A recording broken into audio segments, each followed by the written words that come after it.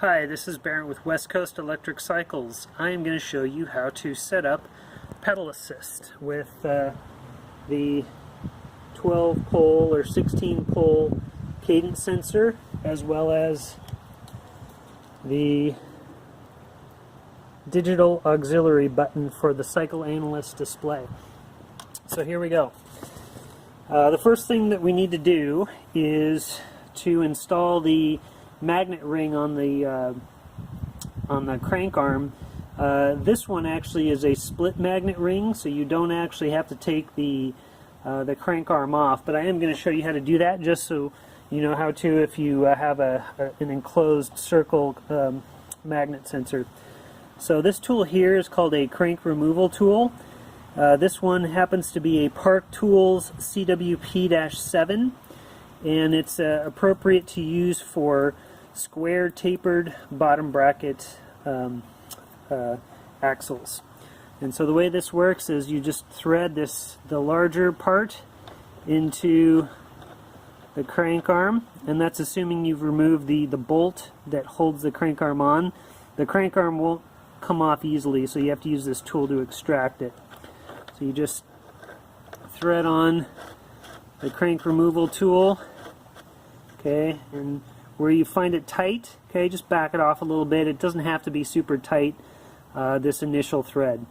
And then what we're going to do is, this is the pusher part of the tool, and so you just screw that in, and basically what that does is it's going to push the axle away and pull the crank arm out. So take your end wrench and hold the pedal, and you'll just crank it out. Okay, so now we can continue to pull that crank arm off until it comes free. So now you have the bottom bracket's axle exposed. This is a square tape bottom bracket, and then you can install your magnet ring. You can then take your tool back out of the crank arm and remount that to your bicycle.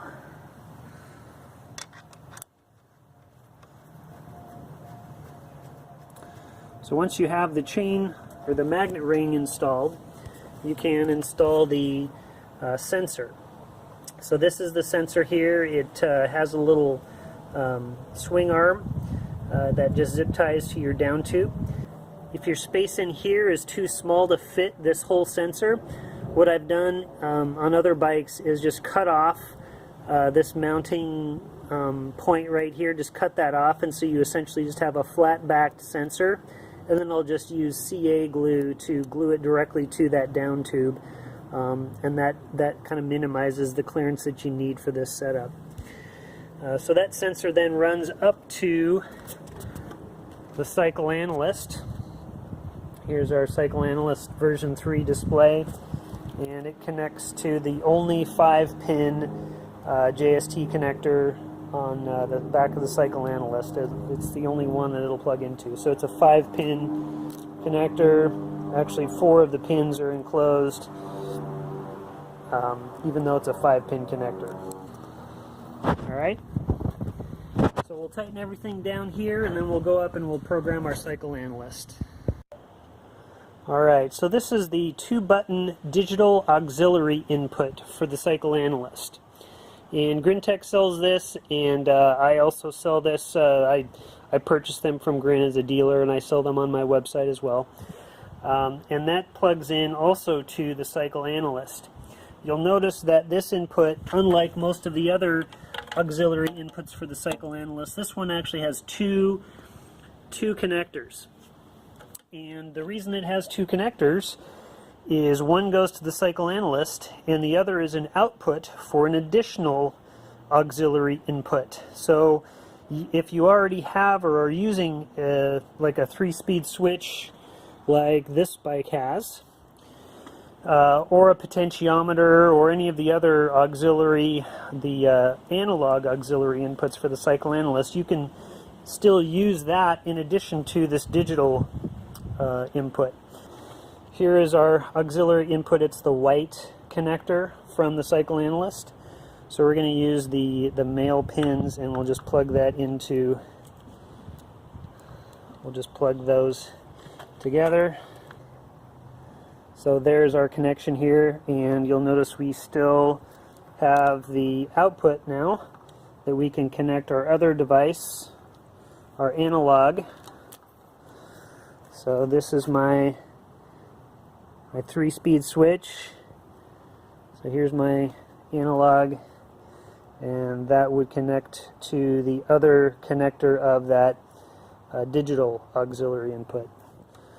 So there's the analog plugged in and the digital plugged in. And you don't have to use an analog in addition to the digital. Okay, you can just use this. This is all you really need plugged into the Cycle Analyst to have a really nice pedal assist setup. Okay, this 3-speed or 3-position switch auxiliary input I use to select between 3 different presets on the Cycle Analyst display. You don't have to do that. You can leave this off. It doesn't matter. It doesn't affect the functioning of this device. It's just an extra thing to hook up if you so choose. Obviously, if you're going to be installing this on your bike, you'll want to remove your handlebar grips and take everything off. Slide this on from the end, and on the top here it has a little rubber cap and a screw that you would just crank down once you have the position that you want. Lock it in. I tend to like to put it, fairly close to the left hand side of the handlebars where I can reach it with my thumb on my left hand. You want to have the plus facing up and the minus facing down for obvious reasons. So that's the mounting procedure there. Alright, so now that we have the digital auxiliary display connected to the Cycle Analyst, we have the pedal assist sensor connected to the Cycle Analyst, we can go about setting the Cycle Analyst for these devices. And I'll just turn this system back on to show you which version I'm running. So you need version 3.1 firmware to set up the digital auxiliary input. If you don't have version 3.1 or later, you need to flash the updated firmware into your Cycle Analyst, and to do that you'll need the programming cable from Grin that would plug into the auxiliary port here, the 1/8 inch or 3mm, 3.5mm coax input, and do that with your computer. If you need help with that, I would consult the Grin Tech website on how to update your firmware for your Cycle Analyst. Bottom line being, you need version 3.1 firmware on the display for this all to work. Alright, so we'll go into programming mode. And we'll hold down the left button, enter the setup menu, and I'm going to go to the pedal assist.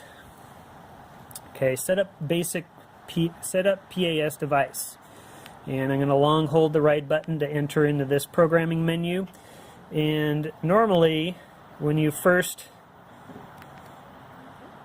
get into this menu, if you haven't set it up yet, it will be on the PASD sensor type will be disabled.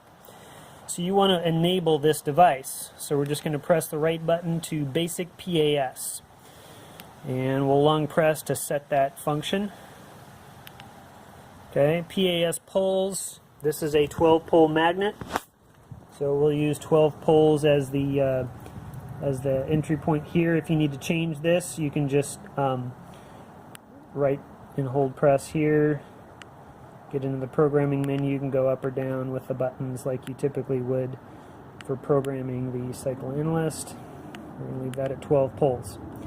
PAS signal type, it is a 2-wire sensor.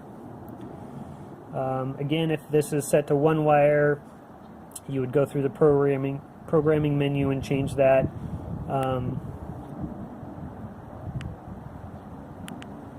It's just 2 options, 1 wire and 2 wire. And then the direction polarity. So 5 volts equals reverse. And that forward or reverse condition is going to be dependent on which side you've set your pedal assist device on. In my case, I've set it on the left-hand side of the crank. Some people prefer to set it on the crank side, and if you do that, this setting would be opposite. But for this particular setup, you want 5 volts equals reverse. Okay.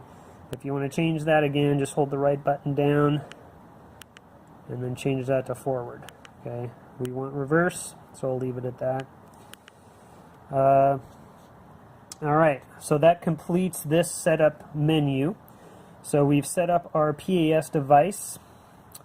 Right now it's reading 4.87 volts, and it is the basic device. Now, one thing you can do is spin the crank, and if you spin the crank, you should see the little, if you look at the little, look like little crosses. When you spin the crank, those crosses should move. So I'm going to spin the crank here, and you can see those crosses moving up and down. Okay, that's just indicating that the sensor is sensing the magnets going past. Okay, that's how you know the pedal assist is set up correctly. So now that it knows it has a pedal assist sensor, we're going to tell it what to do with that sensor. So we're going to go to the next menu screen. When you first enter this menu, you'll have no assist. It won't have any assist assigned to that sensor. So you want to choose what type of assist you want it to produce. So we're going to go with the basic power. The other options in this menu are throttle output or no assist. So basic power, we're gonna go with the basic power, and just long hold that to select that option. And then we're gonna select our start level. And with this setup, this you want to be your maximum PAS power level. And I have mine set to 1,000 watts. That is the maximum pedal assist wattage that I want the motor to produce if it's relying on my pedal input. I can still override this wattage value with the throttle. Okay, this doesn't control how much power is output by the other components like the throttle. This is just for when you're pedaling and you're not holding onto the throttle. What maximum power level do you want to use? And assumably, if you're riding with pedal assist, you're trying to maybe be a little bit more moderate with power, get a little bit better range. So not having an atrociously high wattage here is probably a smart thing to do. I like 1,000 watts. For most cases, even climbing hills, 1,000 watts is going to give you a nice level of assist up a hill. If I need more than that, I'll use my throttle to goose it and get up to speed a little bit better. But anyway, you can pick whatever level you want. And if you want to change that again, just go through the long press the right button, change each of these values to whatever maximum wattage you want to do. Scale factor.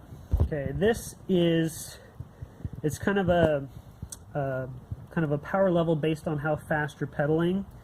And so it looks at the pedal RPMs and then multiplies whatever your pedal RPM is by this value. And that's my dog Spike. Say hi, Spike. So this is actually another function of the pedal assist power level. I tend to set this a little bit higher, between 10 and 20 watts per RPM is kind of a nice value. And the PAS start threshold. This is based on the magnets and how frequently the sensor is sensing a magnet. And so if it senses a magnet change every 0.35 seconds, it's going to start the pedal assist feature. If you set this too high, you'll have to be pedaling fast for the pedal assist to engage. If you set it too low, you might, inadvertently set off the pedal assist just by bumping the bumping the crank if you're close to the bike. So it's fairly important to get kind of a reasonable value for this, and anywhere from 0.3 to 0.5 seconds per pole is pretty typical or useful, I've found. And then the stop threshold, this is when you're in pedal assist and you stop pedaling, how fast do you want the motor to stop powering. And so I set this fairly low, because if I stop pedaling, I want the motor to stop too. Okay, if you set this too high, you can stop pedaling and the motor will keep going for a little bit. So you don't want to set that too high. And we are done with this, with the PAS configuration. Okay, that's for the basic PAS. We still haven't gotten to what this guy does and adds to the mix. So let's do that next. Okay, we're going to skip the temp sensor. For now, we're going to skip the auxiliary analog. This actually is this device here, the 3-position switch that is also plugged into the digital device. But we're going to skip that for now. And we're going to set up the auxiliary digital assist. Normally, you're going to get this when you first get to this page setup. The setup auxiliaries digital is going to be none and disabled. So we're going to enable it. So we're going to set up control type. We're going to select the 2 button. Okay. Yes, this thing has 3 buttons. The middle button is an on-off switch. Okay, but it is not used. It is not. Doesn't really have any function or purpose with the Cycle Analyst. Really, the only thing this device uses is the plus and the minus. So we call it a 2 button. So that's what we're going to program for the for this menu, the 2 button control type. And hold that down to set that setting. And now we're going to choose the function. What do we want that 2 button digital switch to do? Okay, so we're going to pick our function. We can limit amps, we can limit speed, we can limit power, we can limit throttle, or we could limit PAS level. And I'm going to choose PAS level and click OK. Now it's going to ask me, do you want it to always revert to level 1 or something else? So your options are the previous level. So when you have pedal assist on and you turn the bike off and you turn the bike back on, where do you want the PAS level to start at? Do you want it to start at the last level you used, which might be kind of high? I prefer level 1. Okay, I want the PAS level to always start in the lowest level. Okay, so we'll set that. And now it'll ask us how many levels we want to have in increments. And you can program up to 20 steps. Okay. The default is 5 steps. I like 11 steps, and let me show you why. Okay, so 11 steps. So auxiliary, oh, and this is the minimum percent. Okay, so level 1, this is level 1.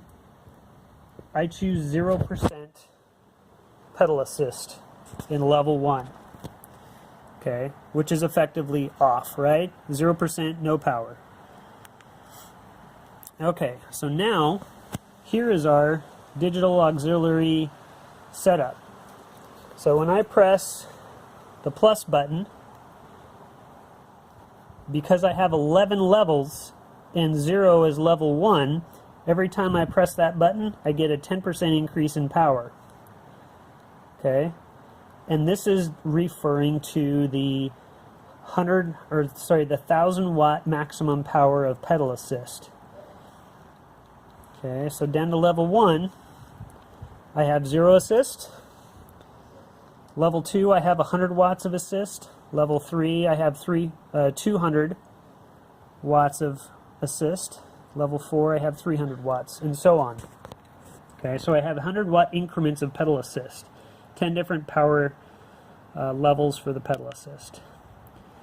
And the rest of the settings I won't cover. We'll just go out of that. Alright, so now we'll just show. So when I press the pedal assist, okay, you see on the upper right hand corner it's flashing 100, 200, 0 watts of pedal assist. Okay, so I'm on level 1. There's level 2, level 3. Okay, every time I press, that increases the pedal assist power level up to 1,000 watts. It won't let me go higher than 1,000. Okay.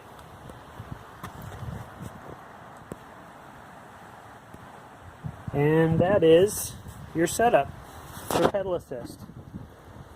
So, a little bit involved in programming and getting it all set up, but I find that it's really well worth it. Having 10 different levels or even up to 20 different levels of pedal assist. You can pick your peak power setting. You can pick your bottom 0 setting. It's just very robust pedal assist setup, and I find it almost as useful as a torque sensing bottom bracket. With this Cadence sensor, this digital auxiliary button, and the Cycle Analyst version 3.1 firmware, you can give yourself so many different pedal assist levels that you really can fine-tune your ride as you're riding, so it's a really nice setup to have. Love it if you would subscribe to my channel. I'll have lots more videos coming in the future, and so if you want to stay up to date with everything I'm doing, please click the subscribe and enjoy.